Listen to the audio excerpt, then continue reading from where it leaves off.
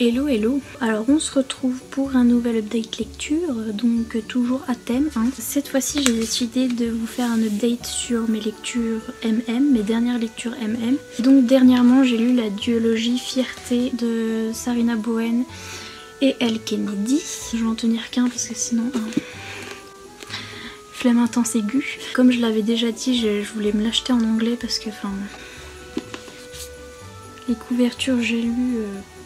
on va passer, tout le monde l'a dit, ces couvertures, voilà, mais bon en même temps les couvertures VO n'étaient pas non plus beaucoup mieux, donc elles étaient mieux forcément, mais pas beaucoup mieux, donc voilà, je me suis dit pour un coup qu'en librairie on a du MM, voilà, je me le suis pris. Et donc ici on va retrouver Wes et Jamie, donc Wesley, qui est en fait Ryan Wesley, et Jamie Canigan, non, je sais plus comment ça s'appelle.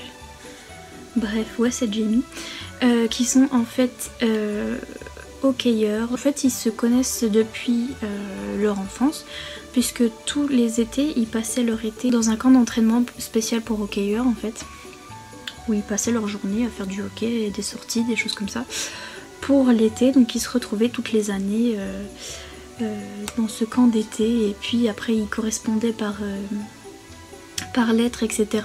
pendant les cours, pendant l'année scolaire. Et il va se passer un truc lors du dernier été, donc juste après leur bac, l'équivalent du bac aux États-Unis. Il va se passer un truc entre eux et Wes va arrêter de parler à Jamie. Jamie comprend pas trop pourquoi, même s'il devrait, mais... En gros il comprend pas et il lui en veut un peu, et puis en fait ils vont se retrouver pour c'est un espèce de tournoi qui se fait à la fin de leurs études. Donc après le bac, voilà, il y a un super grand tournoi des équipes de hockey, et ils vont se retrouver lors de ce tournoi, et donc voilà, ils vont reprendre contact, etc. Alors je dois dire que je m'attendais à mieux parce que j'ai entendu beaucoup de bien de cette duologie, et je pense que la traduction y est pour beaucoup pour moi. Parce que ce qui m'a dérangé le plus, c'était les scènes de sexe, on va être honnête. C'était... déjà il y en avait beaucoup, et normalement c'est pas une chose à me déranger plus que ça.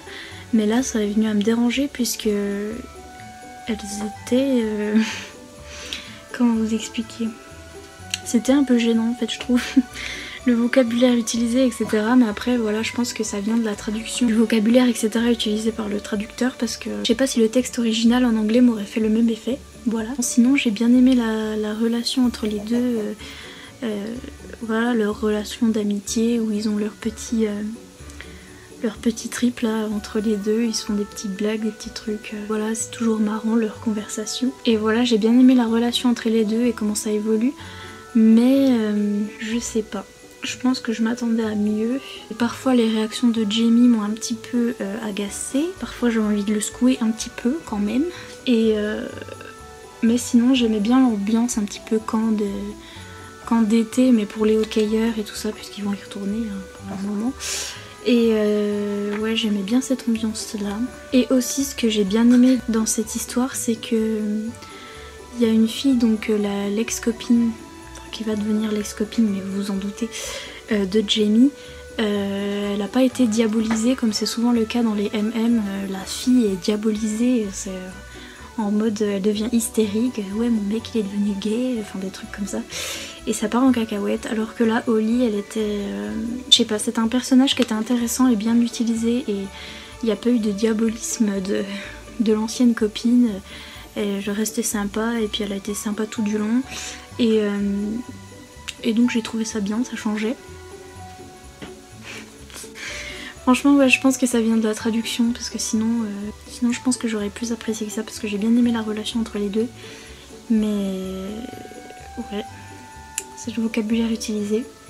Après pour ce qui est cette couverture, pour ce qui est du tome 2, comme je l'ai souvent entendu dire, c'est vrai que c'est pas une nécessité en soi ce tome 2, puisque le tome 1 se finit très bien tout seul, et voilà, il y a une belle fin, et voilà, c'est bon. Il est bien utile à ceux qui ont vraiment adoré le tome 1 et qui veulent retrouver ces personnages, et on les voit évoluer dans leur vie après le tome 1, Et c'est intéressant, mais sauf qu'il y avait plus cette histoire de camp de vacances, un petit peu de hockeyeur et tout ça, et c'était plus dans la vie adulte. Encore une fois, c'était le même vocabulaire, donc bon, j'ai pas...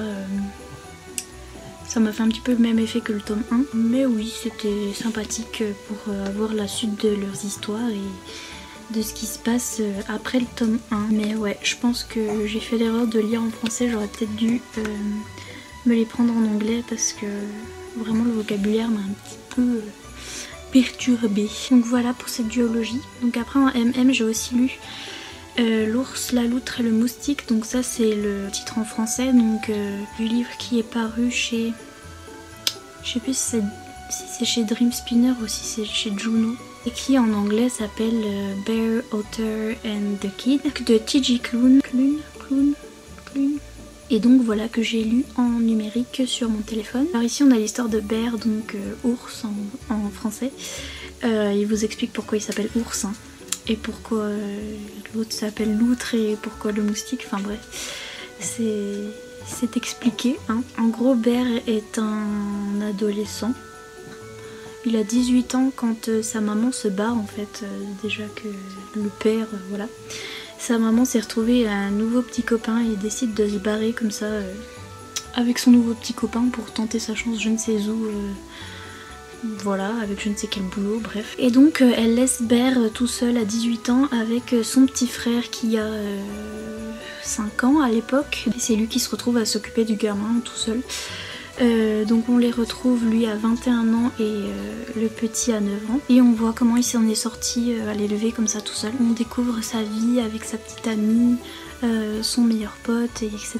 Au moment où au début de l'histoire on va le retrouver, il va chercher son meilleur ami à l'aéroport et il se rend compte que le frère de celui-ci, donc le frère du meilleur ami, est rentré à la maison. Et donc on va voir qu'il y a une histoire entre eux, enfin il s'est passé quelque chose entre eux, entre Bear et Otter, donc l'outre. Et donc il s'est passé quelque chose entre eux et après Oliver était parti dans une autre ville pour travailler et il est revenu. Donc on va voir comment Bear va prendre ça, qu'est-ce qui va se passer, etc. Alors ce bouquin là, comment vous dire, il y a du bon et du mauvais. Dans l'ensemble j'ai bien aimé, j'ai bien apprécié l'écriture de T.J. Klune, beaucoup d'humour et de what the fuck enfin c'était cool quoi, c'était drôle.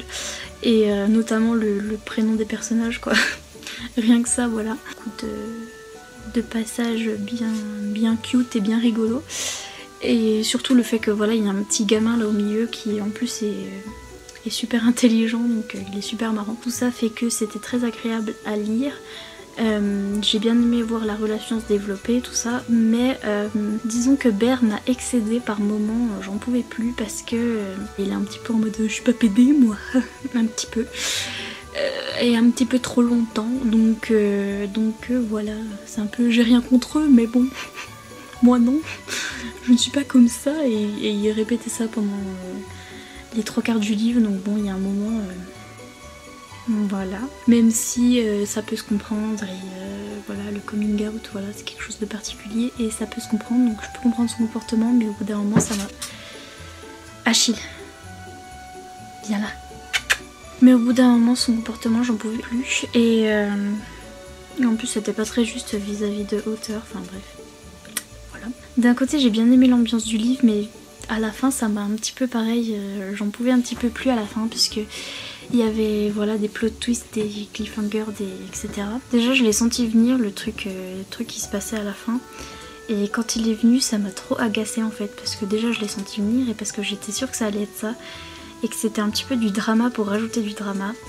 Mais heureusement pour moi ça n'a pas duré trop longtemps et l'affaire s'est réglée assez vite. Et donc c'était cool pour ça. Mais voilà, comme je vous dis, c'est un petit peu un avis mitigé. Parce que d'un côté j'ai bien aimé l'écriture, j'ai bien aimé l'histoire en elle-même, voilà. Mais de l'autre, parfois les personnages m'ont saoulée. Et les situations, les plot twists m'ont saoulée aussi. Ce petit machin fait des bêtises depuis tout à l'heure, il pique tout ce qu'il y a à sa hauteur sur ma bibliothèque et il le mange. Tu peux être coupable? Oui c'est ça, regarde d'ailleurs. petit coupable. T'arrêtes les bêtises maintenant. Oh, les enfants, n'en faites jamais. Et donc voilà, ouais, je me voyais pas reprendre un tome 2 avec ses émotions mitigées là pendant tout un tome, voilà. Donc peut-être que je lirai la suite à un moment dans ma vie si on me dit que la suite est mieux, mais aussi ça m'a beaucoup fait penser au film Shelter, le truc du mec qui s'occupe d'un gosse et qui tombe amoureux du frère de son meilleur ami, ça ressemblait beaucoup. J'ai été un petit peu trop agacée par Bear, surtout que l'écriture de l'auteur fait qu'on est beaucoup dans la tête de Bear en fait, et mais vraiment beaucoup. Et on voit qu'il tourne en rond dans sa tête, mais vraiment pendant longtemps. Et c'était original et c'était bien au début, mais au bout d'un moment j'en pouvais plus quoi d'être dans sa tête et de voir comment il tournait en rond. Sinon, gros point positif, c'est The Kid quoi, Ty. Donc le gamin, il est trop drôle et trop touchant, et franchement l'auteur en a fait un personnage vraiment agréable, et donc ça remonte un petit peu tout. Donc voilà, ce fut 2 lectures très mitigées, mais ma foi c'est comme ça arrive.